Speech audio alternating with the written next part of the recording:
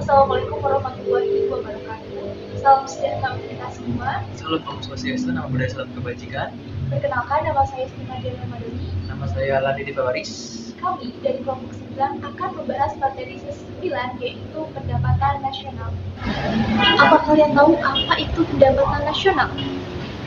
Jadi, pendapatan nasional adalah jumlah keseluruhan pendapatan yang dihasilkan oleh seluruh individu, rumah tangga, dan perusahaan dalam suatu negara dalam jangka waktu tertentu. Konsep ini digunakan untuk mengukur tingkat kegiatan ekonomi suatu negara dan mengevaluasi kesejahteraan ekonomi masyarakat. Pendapatan nasional ini dapat diukur dengan beberapa pendekatan, di antaranya adalah pertama, pendekatan produksi. Pendekatan ini mengukur pendapatan nasional berdasarkan nilai produksi barang dan jasa dalam perekonomian. Contoh pendekatan nasional yang menggunakan pendekatan ini adalah produk domestik bruto. Yang kedua adalah pendekatan pengeluaran. Pendekatan ini mengukur pendapatan nasional berdasarkan total pengeluaran untuk membeli barang dan jasa dalam perekonomian. Contoh pendapatan nasional yang diukur menggunakan pendekatan ini adalah pendapatan nasional bruto. Yang ketiga adalah pendekatan pendapatan. Pendekatan ini mengukur pendapatan nasional berdasarkan jumlah pendapatan yang diterima oleh faktor produksi seperti upah, laba, dan sewa. Contoh pendapatan nasional ini yang diukur adalah pendekatan pendapatan pada nasional neto atau PNN.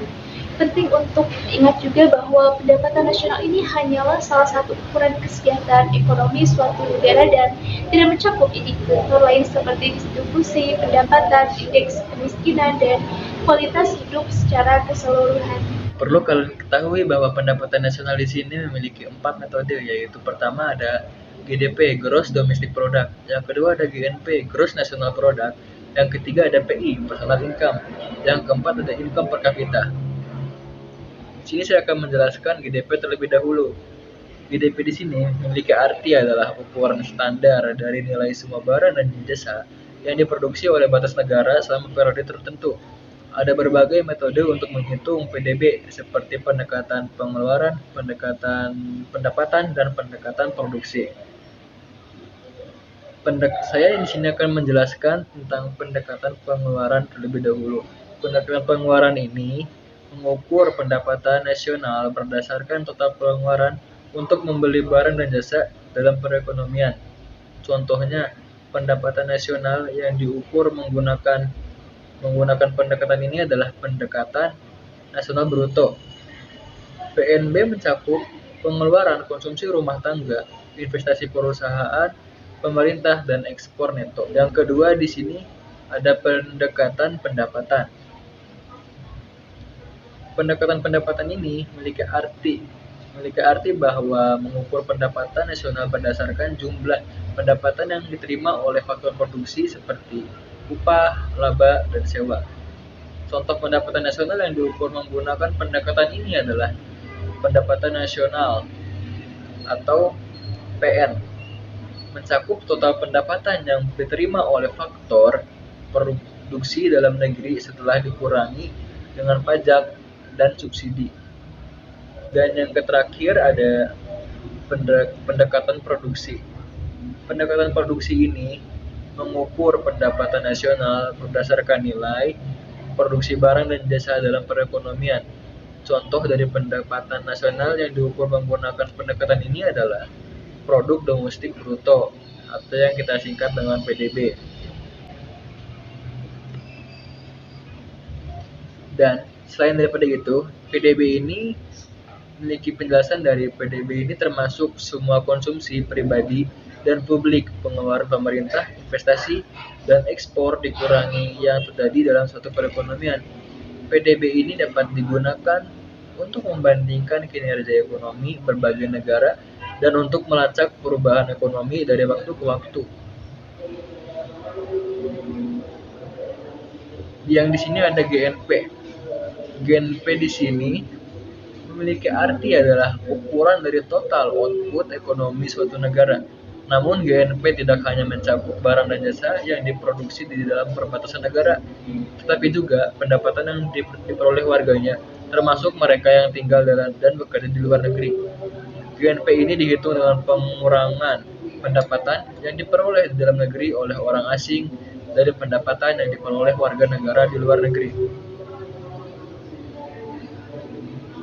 Contoh dari GNP itu pada tahun 2022 ada negara A sebesar 10 miliar US dollar. Dari jumlah tersebut 2 miliar US dollar berasal dari ekspor, 3 miliar US dollar berasal dari investasi oleh warga negara asing, dan 5 miliar lagi berasal dari penghasilan warga negara A yang bekerja di luar negeri.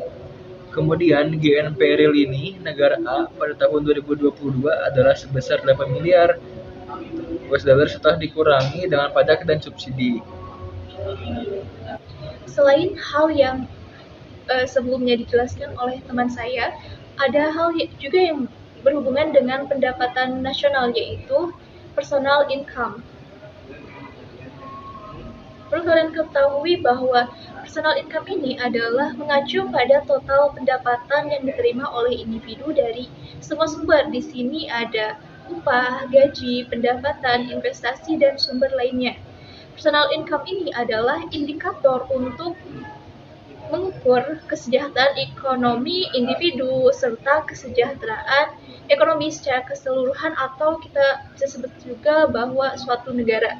Contoh personal income ini adalah gaji bulanan dari pekerja tetap, honorarium dari proyek atau pekerjaan sampingan, pendapatan dari penjualan atau usaha kecil, bunga dari tabungan atau deposito, hadiah atau hadiah undian, tunjangan pensiun, dan masih banyak lagi lainnya. Selanjutnya yang berhubungan dengan pendapatan nasional ini adalah income per capita.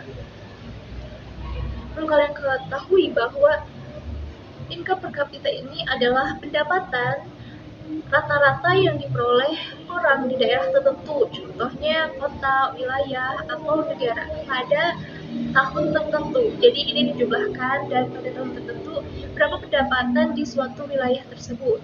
Nah, pendapatan per kapita ini dapat dihitung dengan banyak metode. Salah satunya adalah melalui pendekatan faktor yang disesuaikan dengan wilayah tersebut.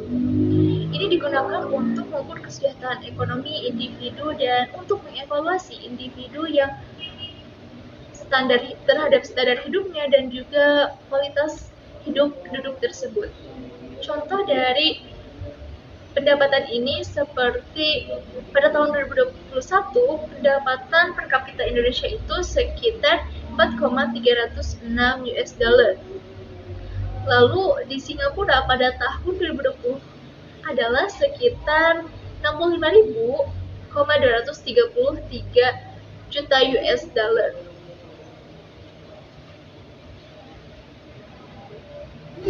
Demikian pembahasan mengenai pendapatan nasional dari kelompok 9.